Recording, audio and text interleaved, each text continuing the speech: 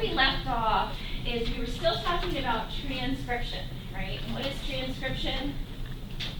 We're making RNA using a template of DNA. So we are making a copy of our gene, specifically the coding strand. And so if we're making a copy of the coding strand, then that means we have information that means something to the cell. That means that the cell can make something about it. And so we've been talking specifically about transcribing messenger RNA, which is going to lead us into the topic for today, which is translation. And so when we translate a messenger RNA, we're translating exactly what's there. So the ribosome doesn't know if we're including introns or not.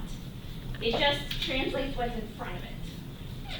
So when we are actually processing that messenger RNA, you can use different bits of the transcript to create different proteins.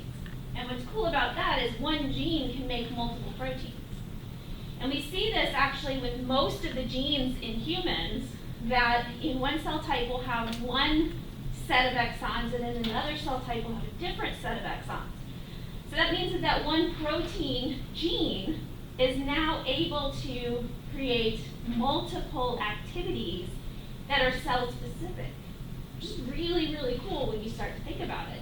That means we don't have to have as many genes to make hundreds of thousands of proteins.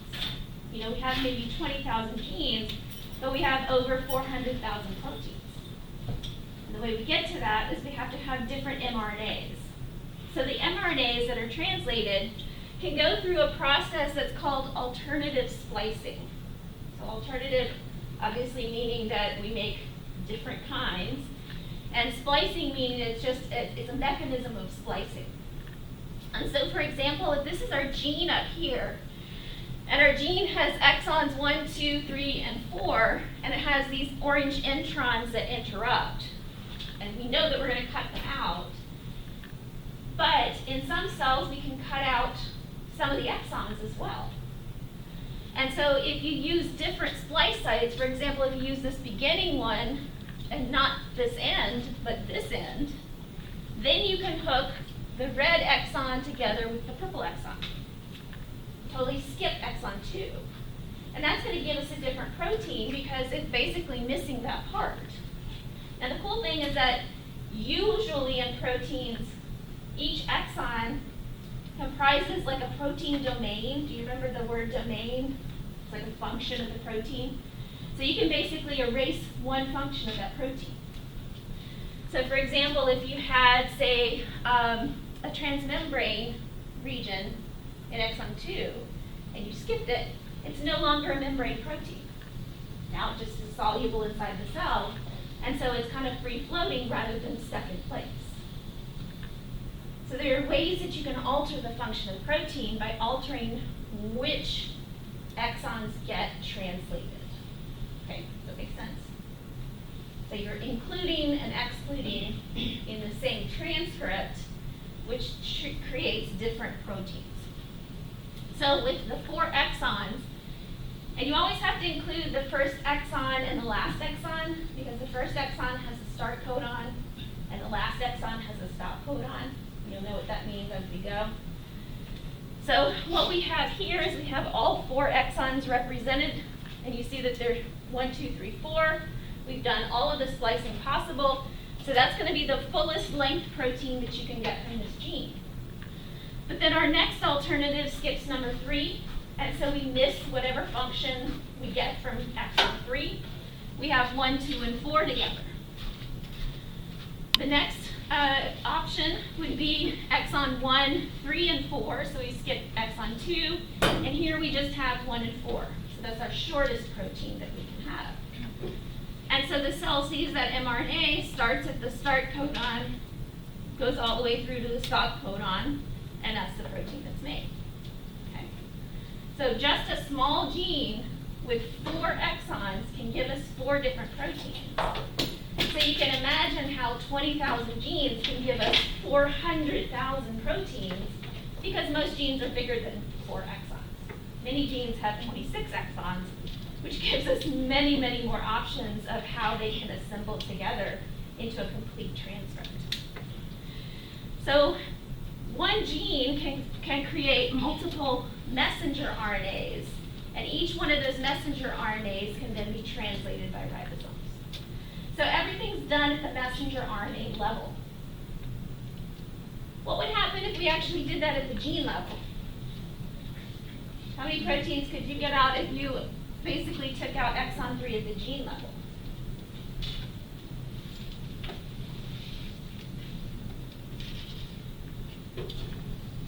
Can you imagine that? At the DNA level, if we remove an exon, then we'll never have that exon again, right? Because we've removed it from the initial information. But if we do that at the temporary copy, the mRNA, then it's just temporary. So the next time we can do the whole thing again. And so it gives a lot of flexibility to cells to be able to change their protein repertoire, right? They can have this big set of proteins, or they can have just the classic whatever the gene told them to do. Okay. This is huge, right? This is huge when you start talking about how genes affect bodies, right? So you have to ask yourself, yes, this gene is involved, but which mRNA is it? And so it kind of adds another level of discovery in your investigation. The cool thing is that most human genes are alternatively spliced. There are a few that aren't. Because obviously, if you don't have introns, you can't alternatively splice. Now I mentioned that one of the reasons for this processing is export. In addition to protecting, we have these nuclear pores. So here would be our nucleus, here would be the rest of the cell. The nuclear membrane is a double membrane. So you see the double membrane on both sides. And what we see here is kind of a side view of a simplistic nuclear pore complex. And the nuclear pore complex is very large. In fact, you can see them. If you look at an electron micrograph, they look like little flower studs all over the nuclear surface. They're very large, meaning that big things can go through them. In fact, the ribosomes are assembled inside the nucleus, and they have to be transported out. So they're big enough for a ribosome to pass through. Ribosomes are big. So because of that, this has to be gated in a way that only the things that should go out do go out. We don't want to lose DNA to the cytoplasm. We don't want to lose our DNA polymerases to the cytoplasm. So only certain things can get through because there's a gate there. And one of the gates is specifically looking for this 5' cap because there's a protein that binds to that cap. And so the pore allows that protein to bind to the pore and allows it to come through. But only if the protein is there can it actually get through the pore. And then once it goes out, that protein goes back in, because it's allowed to go both ways, goes back in and picks up another mRNA. Now once it's outside, another protein recognizes it and gets it ready for the ribosome.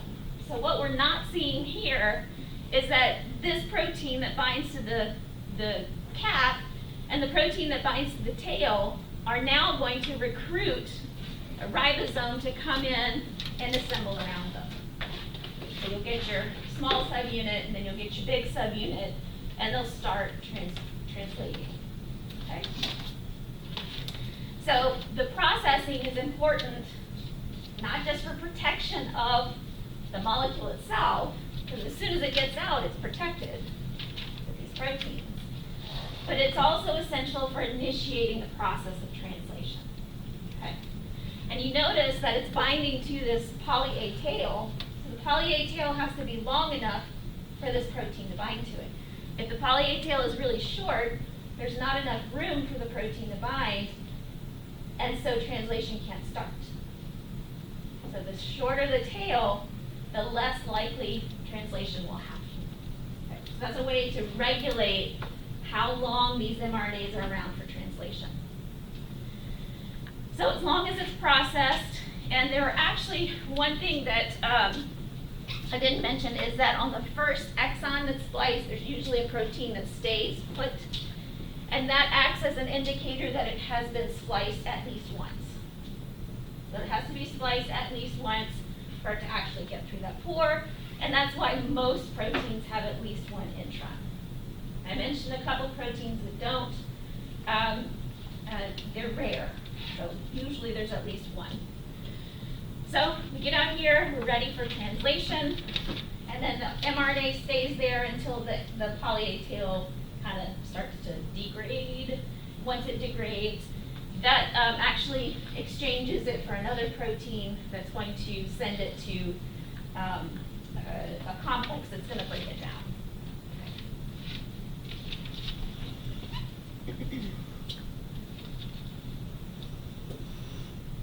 All right, so the whole process of what's going on in the nucleus, we have our DNA, which is stored there. In fact, it's actually anchored inside the nucleus. It's attached through a protein bridge kind of thing. We have our DNA with our introns and exons. We have our coding strand. We have our template strand, remember? And so we're using our template strand to make a copy of the coding strand. And that is our pre-mRNA or our primary transcript. So that's the initial transcript that's actually made. Now, as this is being transcribed, we have the tail of the RNA polymerase that has the 3 different enzymes attached. The first one is going to provide the cap.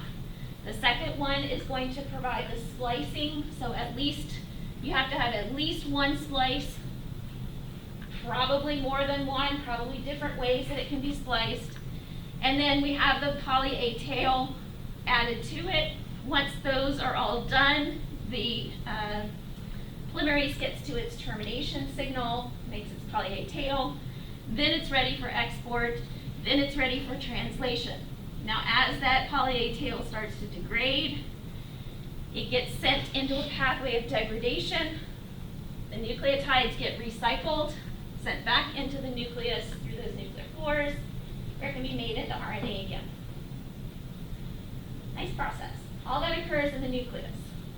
Now, once we get out of the nucleus, we have the ability to translate. Now, it's important that we have the 2 processes separated to protect the DNA. We don't care about the RNA. RNA is easy to make. We can go back and transcribe it again. If the first time we do it wrong, the cell can go back and make another copy. It's not a big deal, right?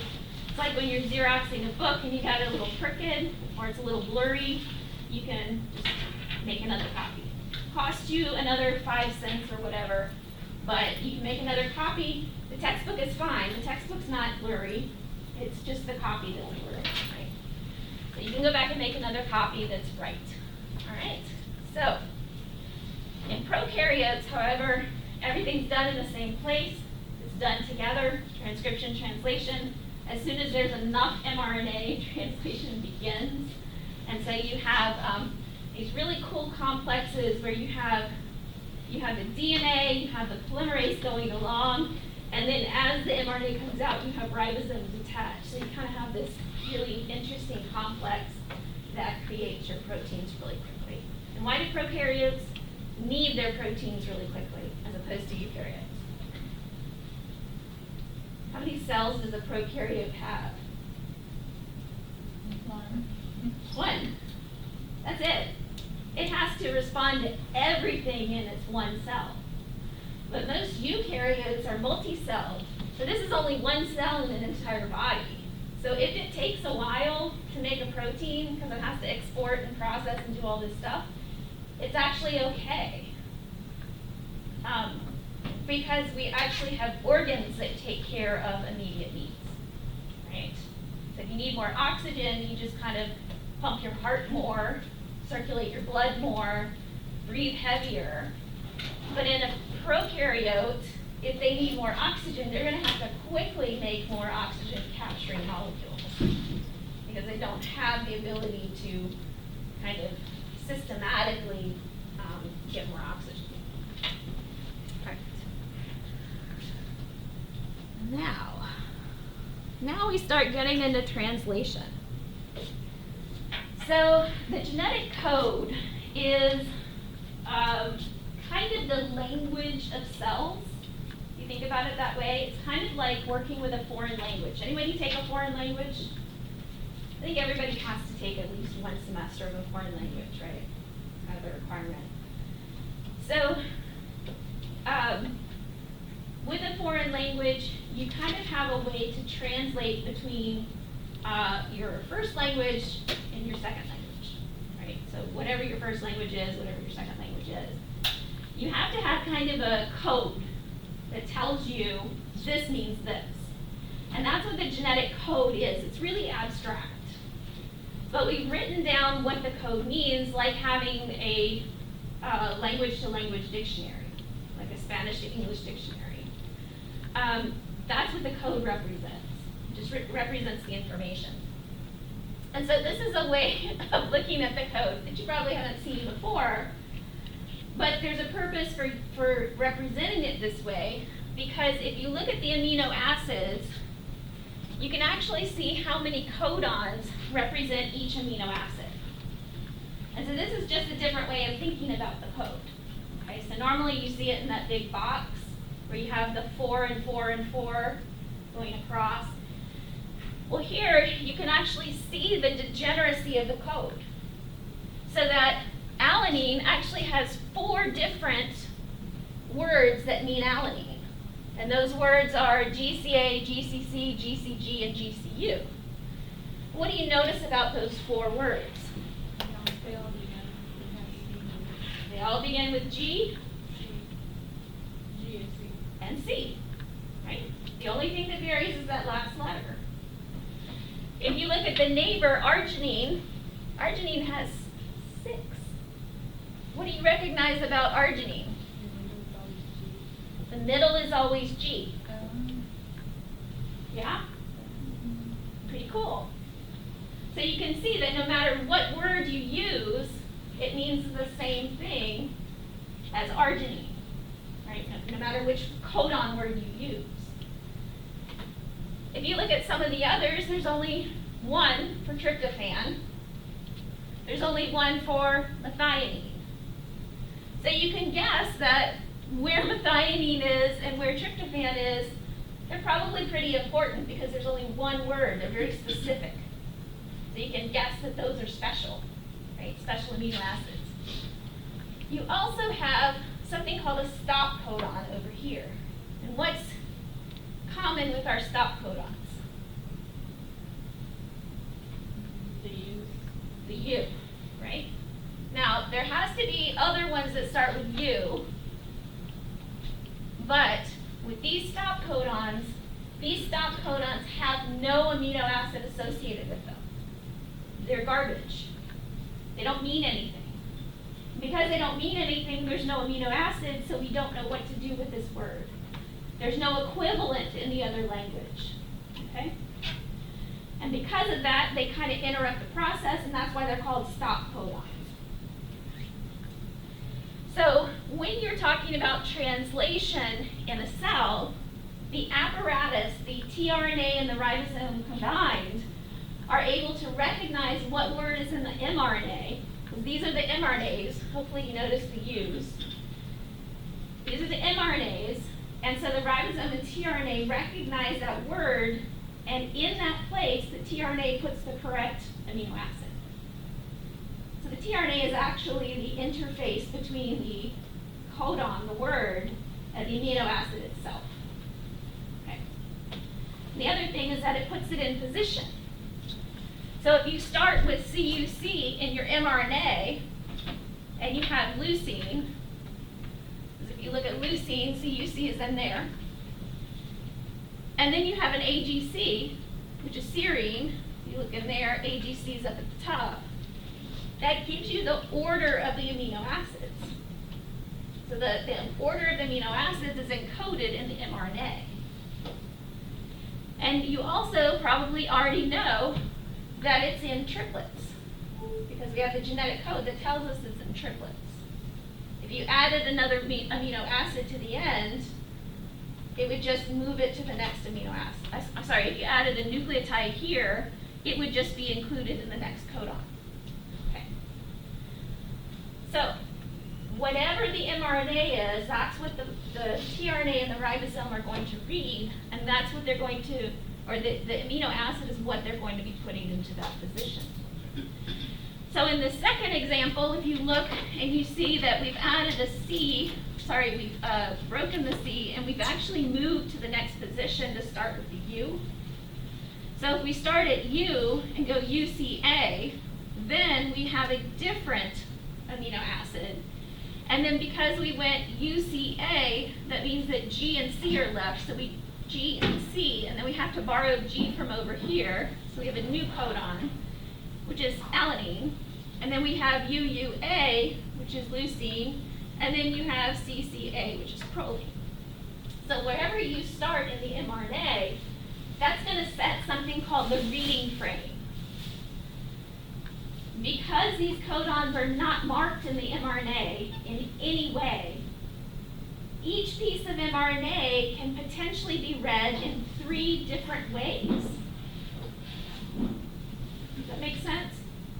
So you can start at any one of those nucleotides. You can start at the C, you can start at the U, or you can start at the next C. So here we started at the U, here we started at the C. And each time we get a different protein. So each DNA sequence potentially can produce 3 different proteins. Does that make sense? So how do we know which one is the right one?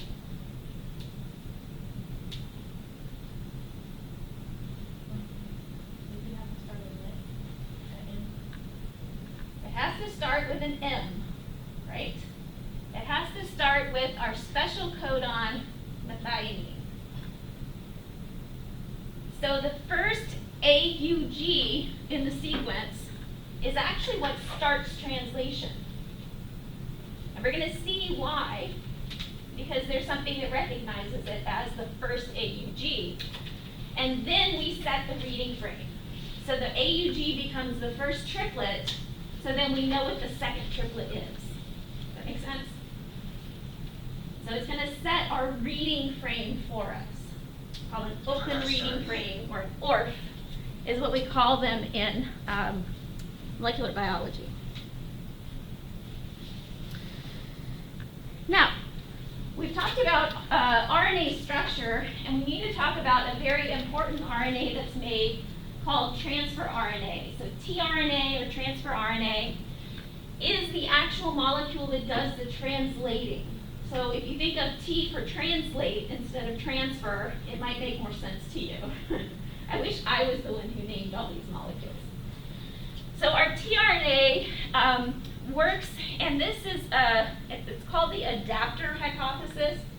And actually, it's no longer a hypothesis, it's a theory, so we kind of know that this is what happens. So we have our tRNA, and this is actually a processed tRNA, because the primary transcript actually gets clipped on both ends, and so that it'll fold properly. Here we have our 5' end, so that's the first nucleotide. We have our 3' end up here. So if you follow that 5' end down, you can see that it has some double-strandedness, but it's the same molecule. This is one piece of RNA. And it loops out and has a loop over here and has another, what we call a stem. So this is a stem loop structure. And then we keep going down, and then at the opposite side of that end, we have a special loop that's called an anti-codon. So if we're thinking about anti in the terms of nucleic acids, we think of anti-parallel. So what does anti-parallel tell us? What's the anti mean? I'm sorry? The reverse. Yeah, so it's the reverse or the complement, right? So in this case, the anti-codon means a complement of the codon.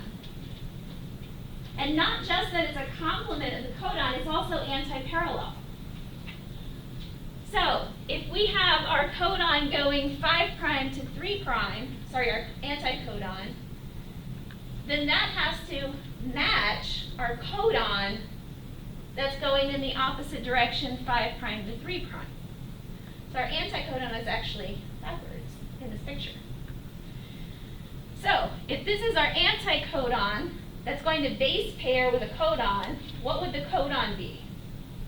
It would be U, U, C. Does everybody see that? Because we're going 5' to 3', this direction, we would have A's bind with U's, A's bind with U's, G's bind with C's. So UUC. And so if you go back to that genetic code, you would be able to see what a UUC is, what it represents. Now, this structure is the two-dimensional structure. We also call it a cloverleaf structure. Can you guess why? Looks like a cloverleaf. This is the primary structure. And so you see that the anticodon is kind of in the middle. Now what that does, and what these loops and stems do, is they allow it to fold into a three-dimensional shape, sort of like this. And so this, we're kind of looking at it from the back, going that way. And then this is looking at it from the side.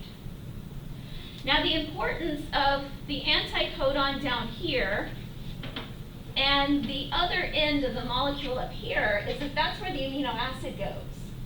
So this green ball right here represents the amino acid. And so when it gets charged with an amino acid, meaning that the anticodon is red and the enzyme that attaches the amino acid knows which amino acid goes with it, with the anticodon, then it's ready for use. Okay. Now in your book it's represented like this to make it simpler in the diagrams, but in reality it's this kind of L shape, upside down L, and because that's the shape of the binding site inside the ribosome. All right, so this is our tRNA molecule that is going to be doing the interpretation. Now we talked about the anticodon, and we noticed that if this is the anticodon that's going 5' to 3', that means that our mRNA is 5' to 3' going the opposite direction. So in reality, since we're reading mRNA 5' to 3', we would turn this around to be able to read it, right? Or the tRNA would turn around to be able to read it, and then the L shape would be in the correct position inside the ribosome. Now we've also figured out that our codon, if we're going 5' to 3', would be UUC. Here's a little bit of our genetic code, and so we would know that a UUC gives us phenylalanine. Okay? So this tRNA, because the anticodon is anti-UUC, which codes for phenylalanine, the enzyme puts a phenylalanine up here.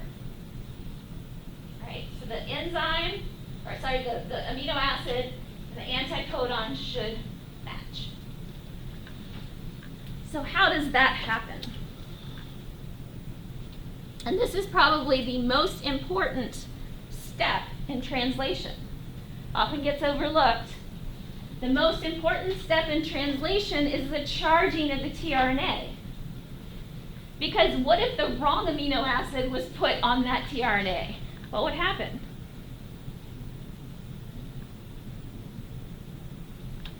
What if you're learning a language and someone says, oh, that word doesn't mean that, it means this. And so every time you use that word in conversation, people are kind of confused because you're using the wrong word. And so that would happen in the protein. You'd be using the wrong word or the wrong amino acid and your protein wouldn't fold correctly. Especially if you put something like phenylalanine in there because that's big and hydrophobic. So what happens is we have a set of enzymes called aminoacyl, so that's for the amino acid, tRNA synthetase.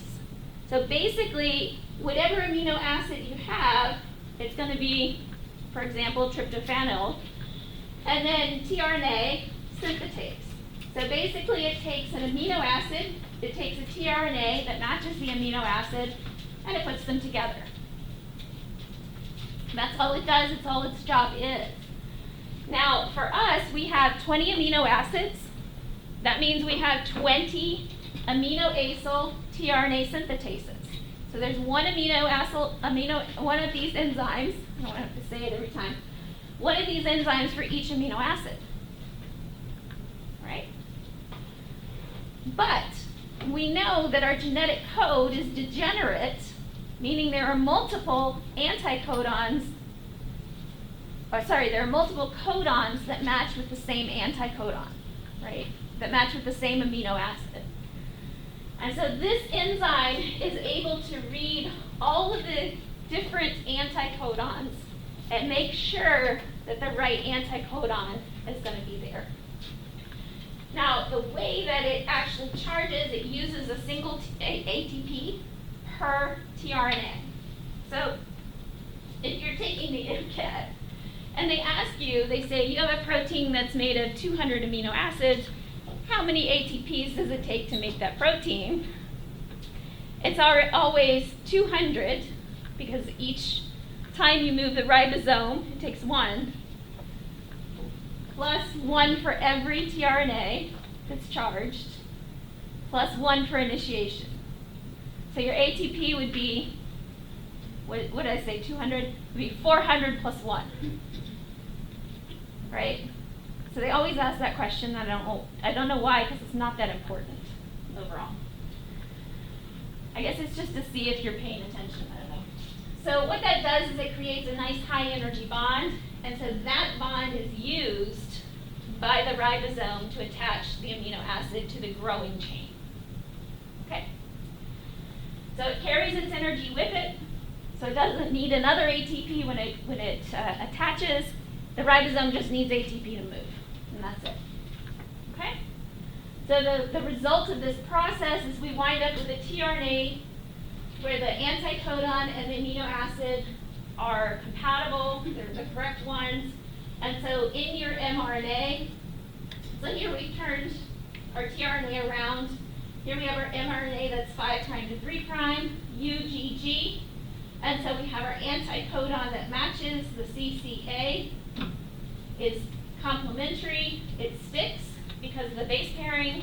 They want to base pair together, sticks down. As long as it's stuck down, the amino acid is now in position to be added. Okay? Pretty cool. Remember, all of this is also chemistry.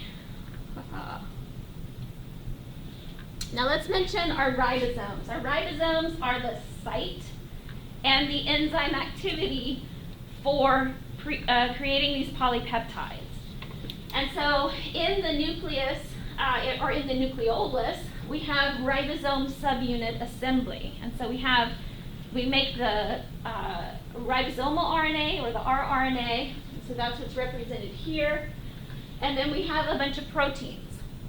Now the proteins are only there for support, to make sure that the ribosomal RNA remains folded in its three-dimensional structure once it gets out into the cytoplasm. The cytoplasm is going to be different than the nucleus. The environment's completely different. So we have the proteins that support our ribosomal RNA, but it's the ribosomal RNA that has the actual activity. The ribozymes. So our big subunit and our small subunit are floating out in the cytoplasm. Now, when they come together, they will only come together if an mRNA is already attached, if they're ready to translate. And books always show this diagram, but you'll never see them put together unless they are in the process of translation. Okay? Now, what you see here is you see the two types of ribosomes, but they're actually all the same type of ribosome, because translation has to begin free out in the cytosol before it can actually attach to the rough endoplasmic reticulum. But here you actually see a picture of free ribosomes, these big complexes, and then you see ribosomes attached to the endoplasmic reticulum for continued protein synthesis. Some proteins are made inside the rough endoplasmic reticulum if they have a special purpose, like going outside the cell or staying in the membrane, or they have to be modified in some way, or they wind up on the surface of the cell, or they go to different organelles. So there are many different reasons that a protein would be made in the endoplasmic reticulum. Whereas the free ribosomes make proteins that are mostly just going to sit in the cytoplasm. Okay. All right. But if you see them together, it means they're actively translating.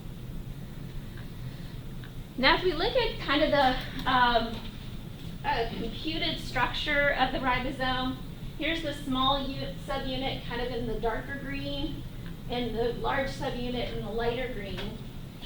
And hopefully you can kind of see the secondary structure of the RNA. And here's the RNA. It has kind of a gold sheen to it. And then what that does is it creates 3 binding sites for tRNAs. It creates the exit site, which is in red. It creates the peptidyl site, which is in orange. And it creates the aminoacyl site, which is in yellow. Okay, so 3 different binding sites for tRNA. Now, you may also notice that the E site does not contact the mRNA, which would be coming through here. Only the P site and the A site actually contact the mRNA. Okay. So if we think of this is where the mRNA is, we have our peptidyl site that includes the mRNA, the aminoacyl site that includes the mRNA, but the E site does not. We'll see why when we get to that. Okay? We usually abbreviate them, E site, P site, A site. It's just easier to say, but they're named after what the tRNA is bound to in each position. So in the A site, the tRNA is bound to an amino acid. In the P site, the tRNA is bound to the growing peptide, so it's called the peptidyl site. And in the E site, it's an empty tRNA. There's no protein, there's no amino acid attached to it at all. Okay? So the direction of entry of a tRNA, first it's the A site, then it's the P site, then it's the E site, then they're gone. Okay? And we'll see that as we look at the process of translation. Alrighty. So, if we look at our tRNAs, and here's our schematic ribosome again, and it already has its mRNA bound. Here's our first codon, here's our second codon, here's our third codon, here's our fourth codon. Our next codon is over here. And what do you notice about these codons in relationship to these binding sites?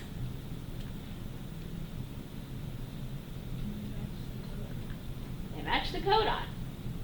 So why do we have groups of 3? Because the binding site is 3 nucleotides wide. Does that make sense? That's why we use groups of 3, because that's what it has access to. So when the tRNA comes in and accesses the mRNA, it binds with what binds. And that just happens to be 3 nucleotides in the tiny little window. So here in our A site, we have a tRNA that's sitting on the 4th codon, and that 4th codon still has its amino acid attached, right? So it's bound, but the amino acid is still attached. Now in the P site, we have, this is the 3rd tRNA at the 3rd codon with the 3rd amino acid, but it's already a peptide. It's already created the polypeptide, and the polypeptide is attached in that position. Now in the E site, the 2nd tRNA has already, since it's not bound to this, it's already kind of popped off. It's already left. It's going to go back and find its tRNA synthetase, and it's going to recharge, and it's going to come back around for another round if the right codon pops up again. Now, once we have the fourth one in the A site, we have a shifting of the ribosome. Now, when the ribosome shifts, what happens is it pushes these two together, and what happens is the bond that was here gets transferred to that amino acid. See that? So it was here, and now it gets transferred to there. So now, briefly, we have the 4 with the polypeptide attached, briefly in that A site, but because our ribosomes, and actually our ribosomes are shifting like this, so the large subunit is like this, the small subunit is like this, and then when the small subunit comes back over, this one's going to be here, right? They just kind of do this as they go. I guess it's more like this, like ratcheting along as they go along the whole mRNA. Oops. So here we see our large subunit bringing it into the P site. We have our empty A site, and now 3, which is empty, is now in the empty site. And so as the small subunit catches up, this is going to be pushed out. It's pushed out. We have the ribosome fully functional again. We have our polypeptide in the P site. We have an empty A site. So now we just need to match up the tRNA with whatever that codon is. We have tRNAs popping in and out, but only the one that sticks is actually going to stay long enough in that A site to be able to add to the polypeptide. Okay? So it's all about probabilities, and did we get the one we needed right away, or did we have to wait a while? And so you have to make sure that you have enough tRNAs around for translation. All right, so here's the next step. We have our next tRNA. It's the correct tRNA, it's bound to its codon, and we have our amino acid back in the amino acid site. And so the next step is going to be where we move this bond over to here. We shift back and eject that one. And so the 5 will then be in the P site, the 4 will be in the E site, the 4 will be ejected, and then we'll get number 6. That make sense? It all has to do with, is the anticodon bound to the codon? If so, then it's the right one. So you can kind of see why the charging matters. Now, the start of translation is actually a little bit tricky. It takes multiple steps to get it started. And so we already know what the start codon is. What's the start codon? AUG for methionine. So basically the ribosome can kind of look and kind of scan for the first AUG. Now what actually happens, we don't have ribosome scanning because we don't have the ribosome together until translation begins. So what you really have is you have your small subunit that's already attached or already associated with your first tRNA. And this is a special tRNA called an Initiator Trna, which is basically just the tRNA for methionine. So the tRNA for methionine is able to associate with this small subunit first, and there's some other proteins involved. And what that does is it finds that first AUG. So it's just the small subunit. And in the small subunit, there are places in the ribosomal RNA that are going to be attracted to the messenger RNA. So once the small subunit, so it kind of finds the beginning, and it scans along until it finds that first AUG. So we have the small subunit, we have the initiator tRNA with methionine attached, because AUG means methionine. We have this protein that helps kind of orient it and make it stick in place. And then we're ready for translation. Okay. So the first step is getting the first AUG recognized. Now this, in eukaryotes, obviously the cap is important because the cap helps the ribosome find the mRNA and bind to it. Because the capping protein and the poly A tail protein. So once it's ready, it's ready for the big subunit. All right. All right, so one thing that's interesting is that the tRNA, the initiator tRNA, is in the P site. So normally you think of the A site as where the amino acyl comes in. But just for initiation, it starts in the P site, and the reason is pretty simple, is because it's not a polypeptide yet, so it has to have another amino acyl come in to become a polypeptide. So it's just the mechanics of it all.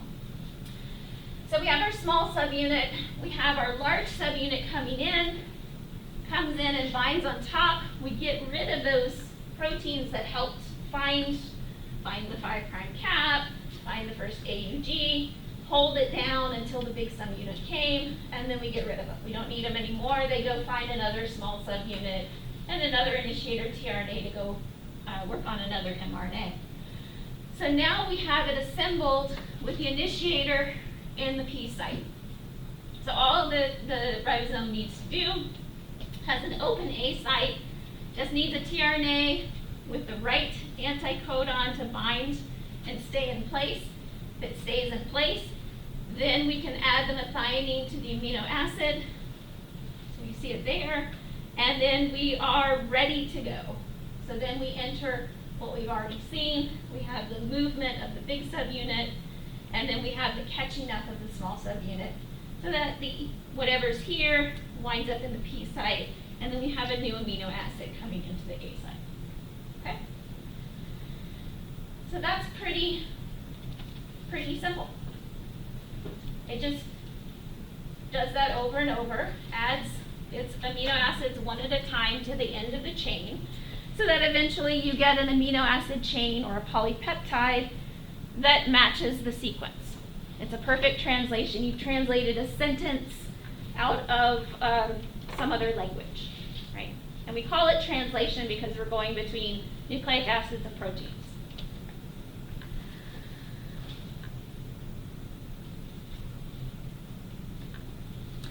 Now, just a note about bacterial mRNAs. Bacterial mRNAs initiate differently, and that's because each mRNA represents whatever's in the operon. Do you remember operons? Yeah, so an operon is basically lots of genes that are related that are controlled by the same promoter. So in eukaryotic genes, each gene has its unique promoter. In bacteria, you may have up to 5 genes that have one promoter. And that means that the whole piece is one big mRNA. And we call that polycistronic mRNA because it has multiple genes in the same mRNA. But instead of splicing out the garbage, the stuff in between, what happens is we have multiple protein start sites, and the ribosome just kind of hops in, translates, hops off, hops back on, translates, hops off, hops back on, translates, and so you get these individual proteins. So you can do all of the proteins pretty quickly, one after the other, within an operon. Okay. So it's a slightly different way of thinking about translation in bacteria, and that's important because the reason they have operons is to have their whole pathways encoded in one piece of mRNA, so that if you have enzyme 1, enzyme 2, and enzyme 3 of your pathway, they're all made in equal amounts. So it's very important to bacteria that they do that. So you can see that as we think about the differences between eukaryotes and prokaryotes, some of these differences are so fundamental, they're all the way at the central dogma, right? So how genes are used, how genetic information is used, how genetic information is stored. Very, very, very basic fundamental differences. Now, with ending translation, and we mentioned the stop codons, the UAA, UAG, UGA, the stop codons basically signal the end of translation. Now, how they signal the end of translation is that there is no tRNA that matches those codons. And because there's no tRNA that matches those codons, so we have a UAG here, we wind up with an empty A site. And if the A site remains empty long enough, like all the tRNAs have tried it out and it doesn't fit any of them, if it remains empty long enough, what happens is you get something called a release factor that does fit. But it's a protein, it's not a tRNA. And it doesn't carry a charged amino acid either. So if that fits in, it doesn't bind to it, it just fits in the space. Right? It's kind of like getting, like a pebble stuck in the groove of your shoe. It's not intentional, it's just because there's a space there and the rock was the right size, it fits. Okay. So here we have something in the A site blocks anything else from entering. If it pauses the ribosome long enough, there's not enough holding them together. All you have is this little bit right here holding them together. They're hydrogen bonds. They're not that strong, so eventually it just pops apart.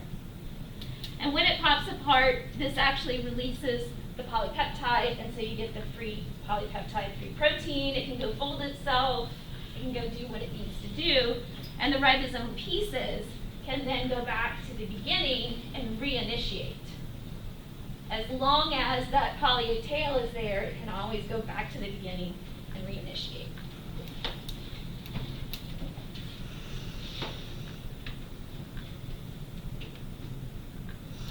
So again, we have our termination, we have our protein in the A site, which means nothing else can bind there. Nothing was going to bind there because there's nothing that will bind there. And so when the ribosome tries to go forward, it realizes that there's nothing to stick it to.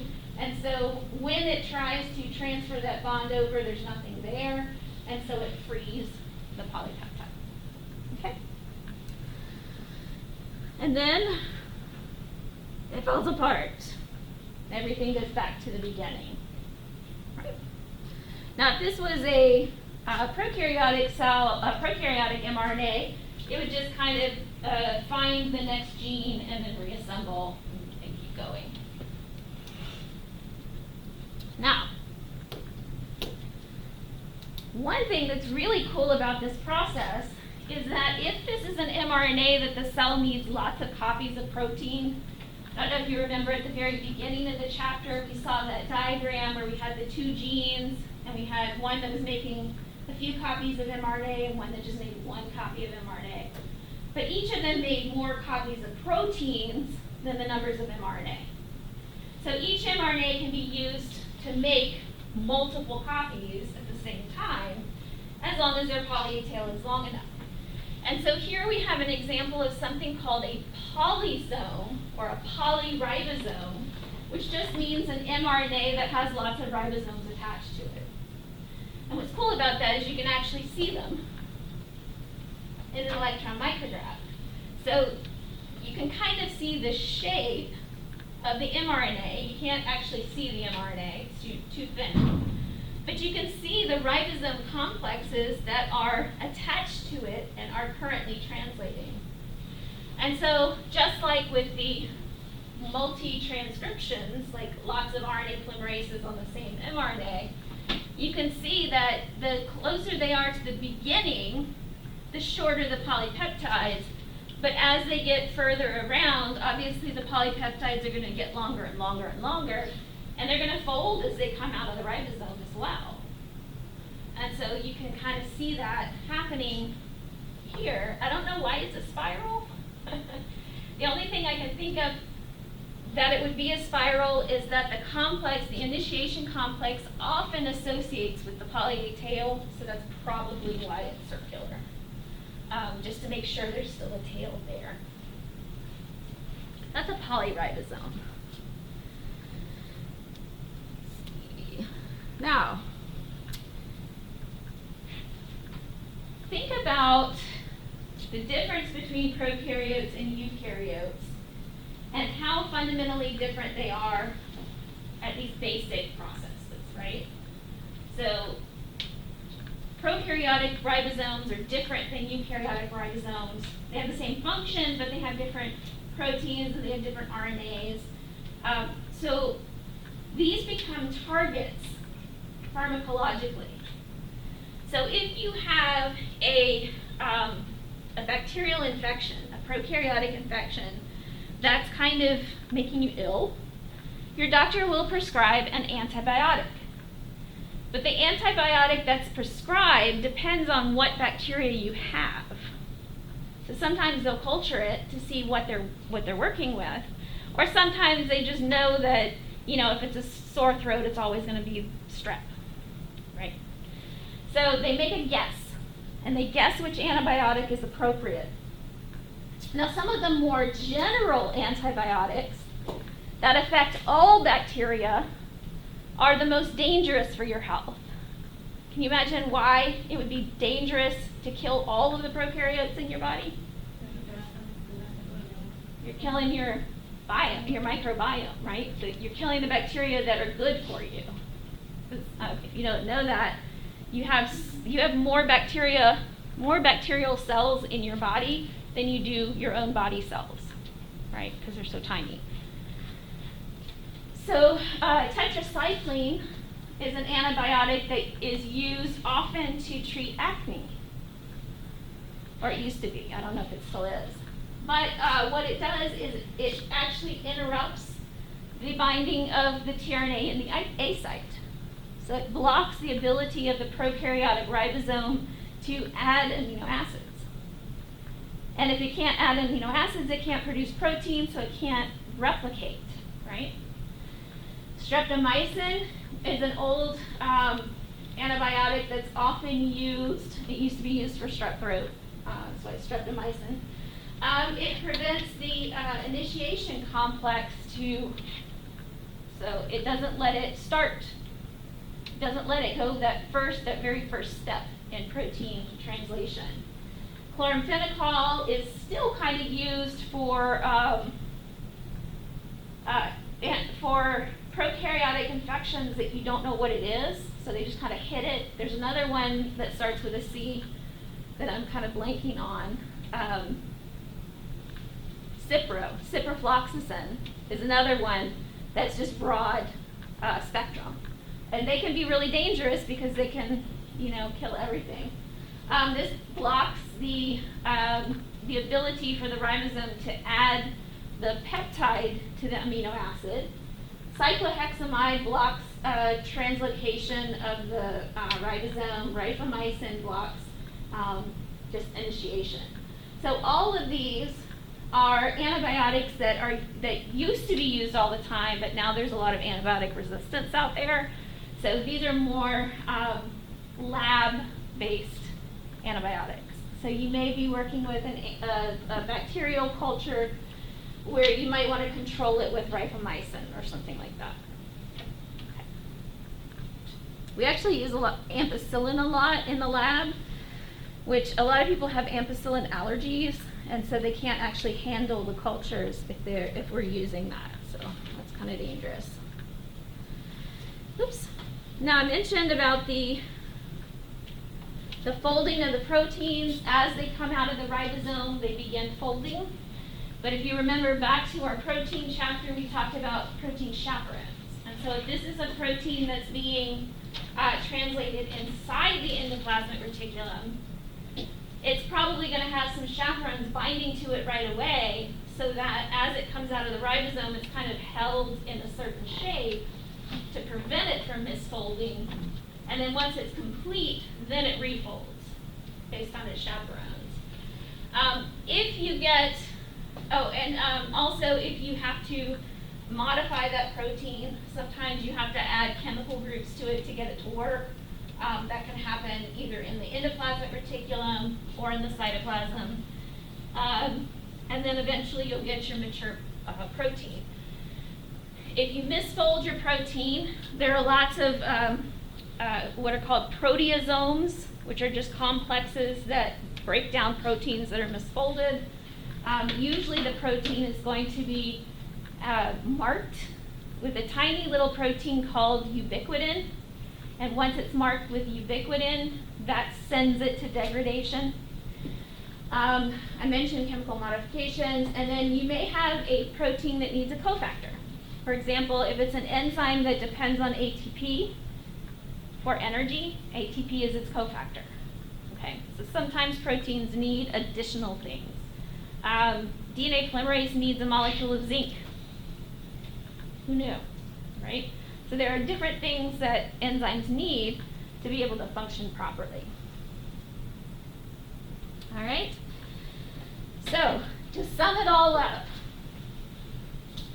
when you're thinking about the central dogma and you're thinking about DNA as information, the information is there. We get the information from our parents, right? That's how eukaryotic organisms work. So once we have that information, there are many things, many steps in the pathway between genotype and phenotype.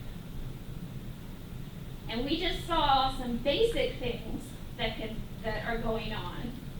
So you can imagine how you could interrupt each step. You can interrupt it at the transcription level. You can interrupt it at the mRNA processing level.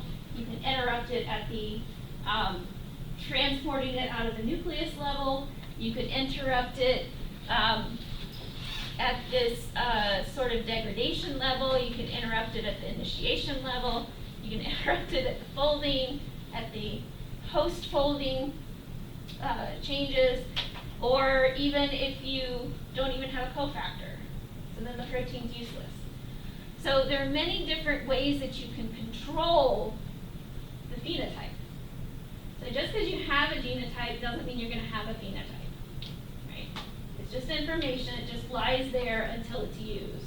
And sometimes it doesn't get used at all. So the idea of getting all this process to the active protein varies, right? So from cell to cell, this varies for the same gene, right? Because the way that cells are different is by what proteins and protein activities they have. And so if you interrupt this, then you have different proteins and different protein activities in your different cells. Okay? And that's kind of how we control what a cell is. A cell phenotype is what type it is, right? Whether it's a liver cell or a blood cell or a whatever. And so that's all controlled by what proteins are present. Okay? And that is all I have for today. Do I have questions?